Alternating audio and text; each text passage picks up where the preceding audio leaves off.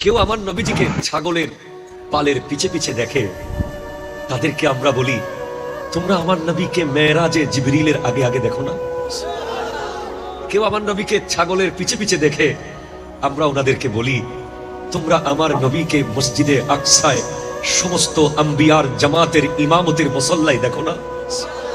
কেউ আমার নবীকে হযরতে খাদিজাতুল কুবরা রাদিয়াল্লাহু তাআলা আনহার কর্মচারী বলতে চায়, আমরা তাদেরকে বলতে চাই, আমার নবী কখনো কারো কর্মচারী, কারো স্টাফ ছিলেন না। আমার নবী খাদিজাতুল কুবরা রাদিয়াল্লাহু তাআলা আনহার ব্যবসায়িক অংশীদার ছিলেন, মুদারাবা ব্যবসা ছিল।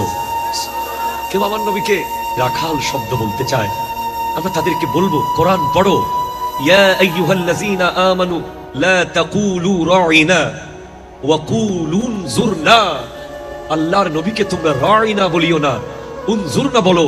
ইমানদারদেরকে আল্লাহ এটাই সম্বোধন করে বলেছেন, কারণ রাঈনা বললে আরেকটা অর্থ দাঁড়ায়, মুনাফিকরা আমার নবীকে রাঈনা বলে রাখাল বলার চিন্তা করতে চায়, আল্লাহর পছন্দ হয়নি। যদিও তারা বলছে না, আমরা তো ওনাকে বলছি আমাদের দিকে দৃষ্টি দেন। রাঈনার দুইটা অর্থ, একটা আমাদের দিকে দৃষ্টি নিক্ষেপ করুন, আরেকটা হচ্ছে রাখাল। তারা বলছে একটা, বোঝাচ্ছে আরেকটা। সেজন্য আমার